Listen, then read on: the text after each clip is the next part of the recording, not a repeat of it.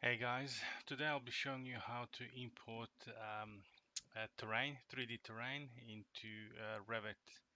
And there's a few different ways to do it. One of the easier ways is to use SketchUp. Now, with the latest SketchUp versions, you need to have SketchUp Pro, the professional, not a free one. So you can download a trial version and register to Trimble account, or just try to go to Uni and use the Uni one, which has the same one. Either way, you'll have to go File and Geolocation and Add Location.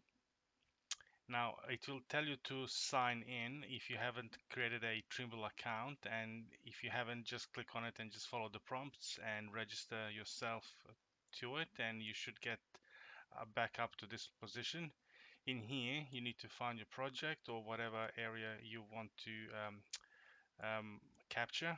So for example, I'm just going to zoom in on this area here, and you can sort of see as you're zooming in, it shows you the zoom level.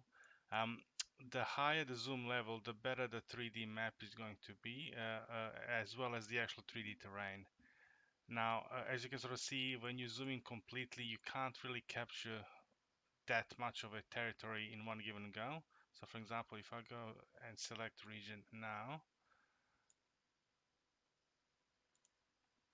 we can select digital globe or any other sort of import.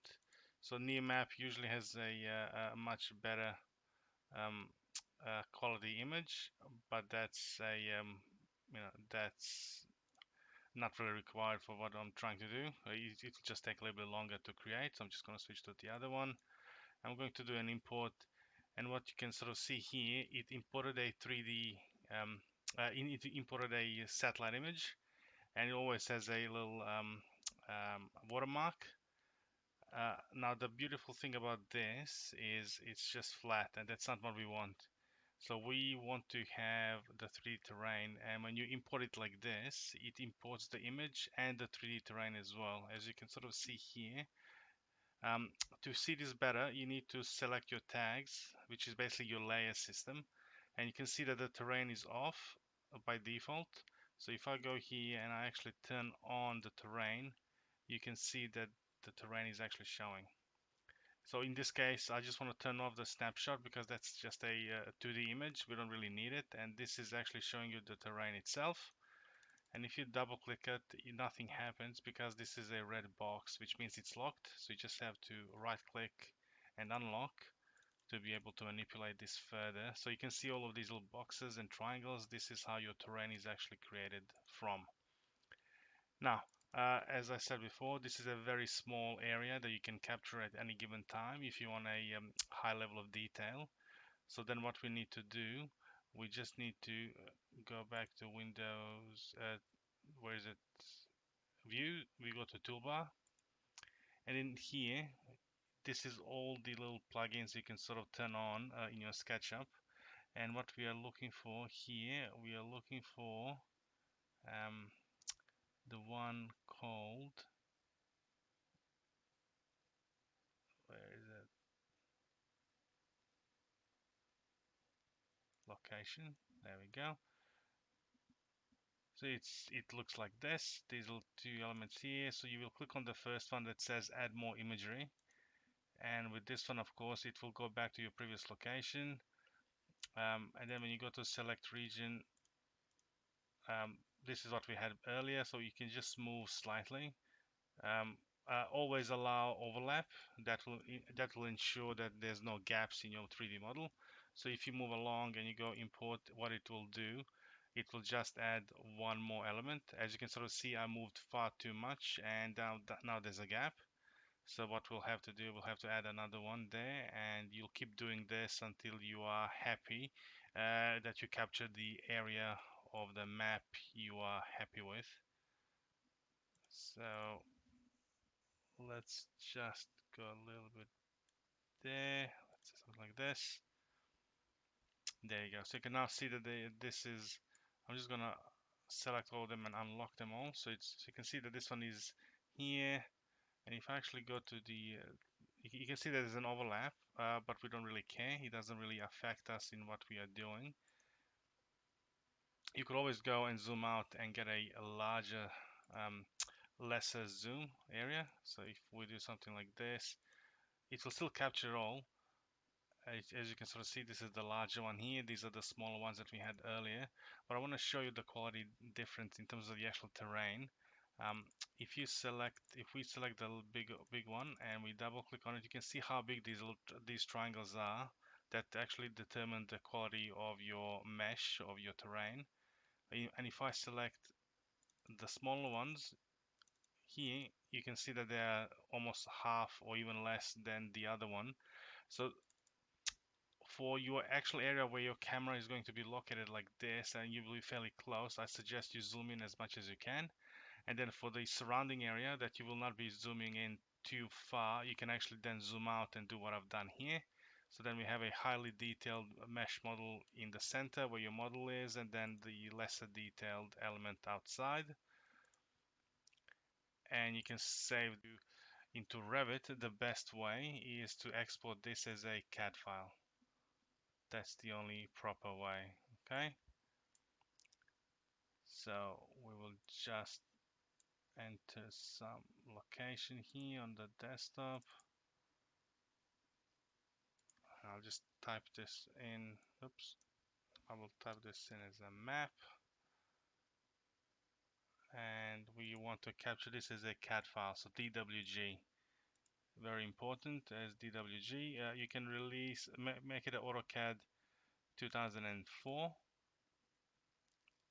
You can have all of these there. You can turn off the materials and text and dimensions, just leave the faces and the edges and do OK, and then just go export. Okay, and now while that's exporting, there you go. We can go back into Revit, and in here all we have to do is basically go to either say a link CAD, or we can go and import CAD over here. I always suggest that you go for the link CAD option. It causes less issues and less corruption in Revit when you are linking CAD files and not importing them. So please be aware of that, and don't do anything different unless you want to have your corruption in your Revit file, which happens once in a while. But Revit is fairly stable. Sorry, I'm rambling on. So when we go and find our CAD file, we need to turn off the correct lines that are slightly off. This automatically tries to adjust everything to be 90 degrees, and because we are importing a map, we want it to be as accurate as it is. And if some things are slightly off 90 degrees and they're not perpendicular to each other, then they should stay that way. So turn that one off and just go and open it. And here we have our 3D model, but this is not the topper surface. Okay, so this is just a mesh, and you can use this for some things, but this doesn't actually uh, um, you can't use any of these tools here with this mesh. So this is where we're actually now going into the topper surface, and we are now selecting import instance, and then we just select our CAD file import. And what this will do, it will show you all the CAD layers that are available. And in this case, what we want to do, we just want to showcase the terrain. So we can turn off the snapshot and the layer 0. Just leave the terrain on, and you do OK. And after a little while, it will show you all of these dots automatically. So basically, it picks up on all the triangles that we created and creates an actual topper surface, as you can sort of see here. So once that's done, you just need to look around, rotate, make sure that there's nothing weird. And by weird, I mean sometimes there could be elements that are slightly off. So for example, let me just recreate one of these to show you what I mean. Sometimes you could find stuff like this. There's like this little element here, which is out of, it doesn't seem right. So if that comes, rather than actually trying to figure out what the location is, you could just select these few points and just delete it, press delete key. And what that does, it will just delete that particular one here, but it will just connect where the other ones are, and you still get a normal proper surface. So when you're sort of done checking and modifying the terrain, click finish. And now we can select this CAD file, the original one, either hide it or just delete it as well. If you can't delete it, that's because it's pinned. So you just have to click here and unpin it and then delete it again. And there you go. Now we have our topper surface. And the beauty of this is that now you can start using the building pad. So for example, if this is your building pad, you can now trace your building shape here, for example. And wherever you position your building pad, it will either cut or add to the surface. And then you can sort of change the building pad level. So if we change from ground to level 1, you can change the offset. So you can position it exactly where you want, and then the building can go in there. Now there's a lot of other elements you can sort of do with this. So if we select all of these elements, we can start mucking around with these, but that's a different story, and we can discuss this at a later date. Just a quick one as well. If you want to, you can actually do a sub-region. So basically what this is, it doesn't really affect, it creates like a fake cut in the actual topography. So this is what you can use for your roads. So for example, if I was to say that I want my road to be coming in like this, and then like that, and then it does something like that, let's say. And then we can just do an offset of maybe, let's say, 4 meters. And this is a big site, of course, so this is what the 4 meters would look like. And then we can sort of just close that off on these sides. I'll just do this to make it look like it's something else, and we can just sort of close this one off there, and we can do OK. And when you do OK, basically there are two separate files, and you can actually assign a different material to this one. So if I select my road and I click on the material, click on the right side here, you'll get this little browser, and then if I type in something like road or asphalt, there we go, and we can just assign that one there. So now this is asphalt, and if I switch this to be consistent colors, you can see what I mean. And then this one here, you can select all these areas and make this grass, for example, or site. So if you can't actually see a lot of these elements because they are not loaded, we have to go and expand this little sucker here. So just scroll it up there, and then when you actually type in stuff like, let's say, grass, it will find it in here. So just double click on here, and now import this into your model, and then just click OK. And now we have your grass material there and your road there. You can change the colors in the actual materials afterwards, but yeah, basically that's it. And if you go to your ground floor or your site, you can actually see the topography. And if we go to massing and site again, and we click on the little arrow next to the model site, we can start adjusting how often the topography lines show up.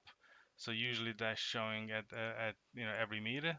You can change that to be every 500, and if you go apply, you will see how detailed that looks. And if it's too much for you, you can then sort of say it's every 4 meters, then you get something like this. But yeah, it's literally up to you how you want to represent this.